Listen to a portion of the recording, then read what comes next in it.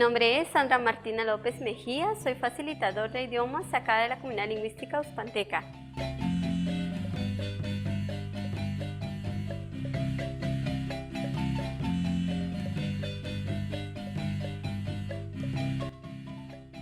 Aprovechar la tecnología está en nuestras manos, más en esta pandemia.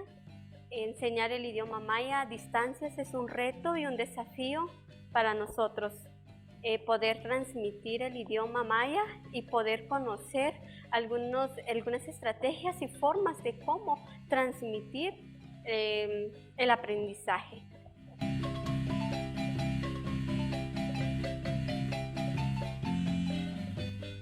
Crear una carpeta desde la lengua de interés, asimismo como la práctica de mi idioma maya, a través de audios, videos animados, películas animadas y entre otros.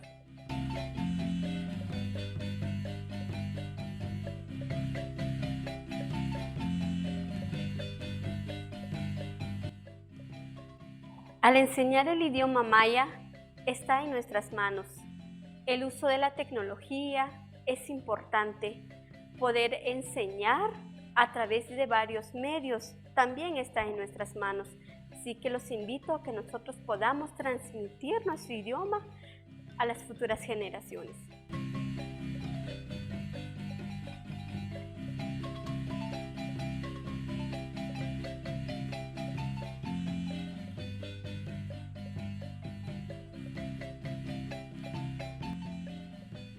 Nerila Jacomón, Tejinte Jacoj Nej Kachich, medios digitales Ochareli Kashlan, Riquela Ag, Riquela Castij, Descuti Katzipal, ni Motiba, Gilón ni Mokbih Nogel Taklin, como.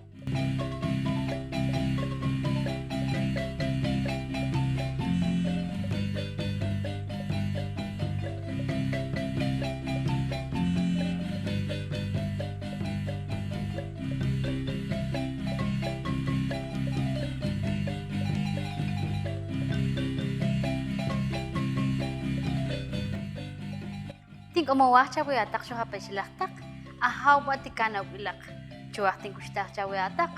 Kabane huntir nentibiktak kababal chakio, rekita otsah mahlaman yahelri, kanen lahaw choch.